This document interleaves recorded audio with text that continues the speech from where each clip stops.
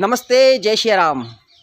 दोस्तों, अपने इंडिया में एक चीज़ का कुछ ज़्यादा ही हौवा बना रखा है लोगों ने, और ख़ास करके इस चीज़ का सामना उन कुंवारे लड़कों को करना पड़ता है, लड़कों लड़कियों को, जो या तो शादी करना चाहते नहीं हैं अपनी मर्ज़ी से, क्योंकि ऐसे बहुत से हैं भाई जो ये चाहते हैं कि साहब कौन इस झमेले में पड़े, वो अपना कोई अलग ही लक्ष्य लेकर चल रहे हैं।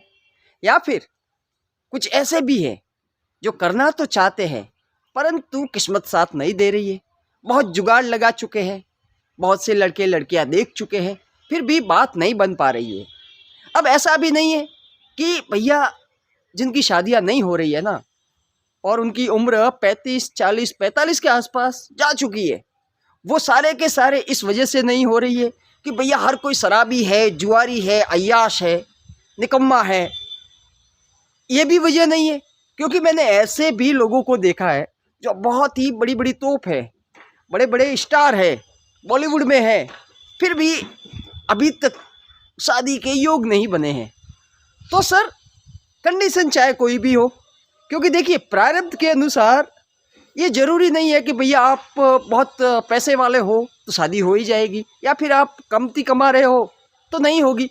क्योंकि आपने देखा होगा अपने आसपास में जो बड़ी मुश्किल से घर का गुजारा चला रहे हैं ना, वो भी खुशी खुशी परिवार के साथ जी रहे हैं। और ऐसे भी लोग हैं जो करोड़ों रुपए के मालिक है, फिर भी उनके पास पत्नी का सुख नहीं है। तो साहब, कंडीशन जो भी हो, एक सवाल जो हमेशा दागा जाता है ना कि भैया बुढ़ापे में क्या होगा, तो मैं बताऊंगा आपको कि बुढ़ापे में अगर आपने शादी कर भी ली तो क्या हो सकता है, और नहीं भी कर ली तो क्या क्या हो सकता है। क्योंकि पहली बात तो ये बताइए साहब कि आपको कैसे पता कि आपकी शादी अगर आपने कर भी ली ना तो बुढ़ापे तक टिक पाएगी। भाई, आज की कंडीशन को देखकर ये कह सकते हो क्या कि सच में टिक पाएगी? दूसरी चीज़, आपकी खुद की क्या गारंटी है साहब कि आप बुढ़ापे तक टिक पाओगे? कल को भी तो निकल सकते हैं ना भाई, जीवन की कोई गारंटी है क्या? तीसरी चीज़, रही बात सेवा की कि भैया बुढ़ापे में कौन संभालेगा, मैं आपको बता देता हूँ इस बात की क्या गारंटी है कि भैया आपकी औलाद होगी ही होगी।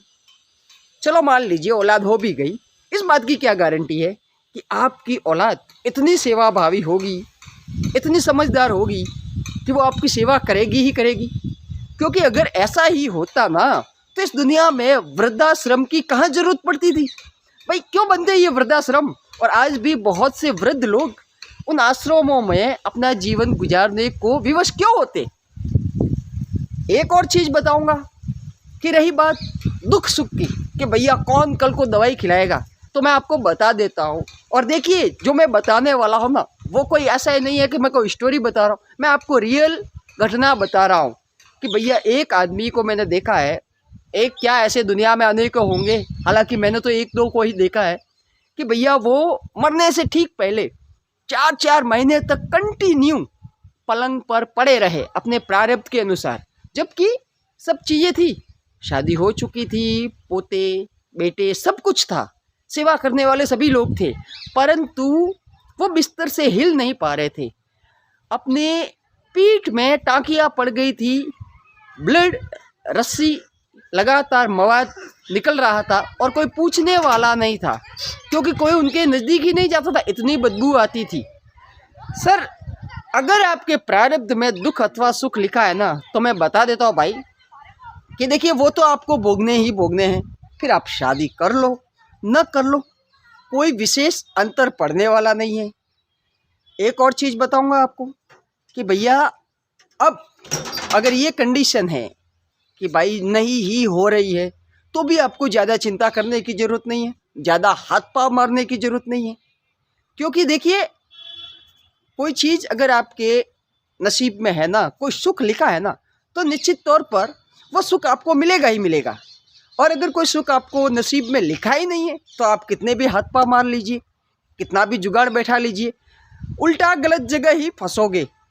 इसलिए अगर आपको ये लगता है कि भैया अब तो एज क्रॉस हो रही है, उम्र जा रही है, तो मेरी मानिए साहब कि अब आप दो काम कर सकते हो। अगर आप 45 के आसपास पहुंच ही गए हो ना, आप किसी भी कैटेगरी के हो और 45 के आसपास पहुंच गए हो, शादी नहीं हो पा रही है या फिर आप करना ही नहीं चाहते हो, तो दो चीज़ों में खुद को फिट बनाए रखने का प्रयास कीजिए। नंबर 1, फाइनेंशियली आप खुद को फिट बना दीजिए, इतना स्ट्रॉन्ग बना लीजिए पैसों के मामले में कि भैया आपको किसी की ज़रूरत ही ना पड़े, उल्टा लोग आपकी तरफ खींचे चले आए। क्योंकि आपको भी पता है साहब, ये लोभ से भरी हुई दुनिया है। अगर आपके पास 4 पैसा होगा ना, तो किसी भी अवस्था में आपको पूछने वाले लोग, कहीं ना कहीं से आपके रिश्तेदार, दूर दराज के रिश्तेदार भी आपको पूछने चले आएंगे। दूसरा है फिजिकली फिट। आप अगर शारीरिक तौर पर एकदम फिट हो और ख़ुद को ऐसा ही फिट बनाए रखते हो, भैया प्रयासों से थोड़े बहुत प्रयास करते हो तो हो जाता है, कोई बड़ी चीज़ नहीं है। आप खुद पर ध्यान देते हो, खुद की फिटनेस बनाए रखते हो, तो साहब बुढ़ापे में भी इतने ज़्यादा इश्यूज आने वाले नहीं हैं।